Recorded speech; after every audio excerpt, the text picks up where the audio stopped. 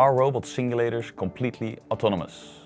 Robotic parcel singulators have improved, yet sometimes they need human help, like when they can't grasp an item or when they pick up more than one by accident. Does this impact the effectiveness of the process? In a typical situation, this would be a problem. It would require stopping the robot, having an employee go into the robot area and fixing the problem. Vanderlande has developed an integrated solution in which we can reduce these risks with a patented configuration and layout. We call this integrated solution the auto-induct. How does this configuration and layout stand out? It stands out in two ways. First, items that can't be picked stay on the conveyor and they're sent to an employee at a workstation on another line. Secondly, the robot vision system detects if the robot has placed multiple items by accident.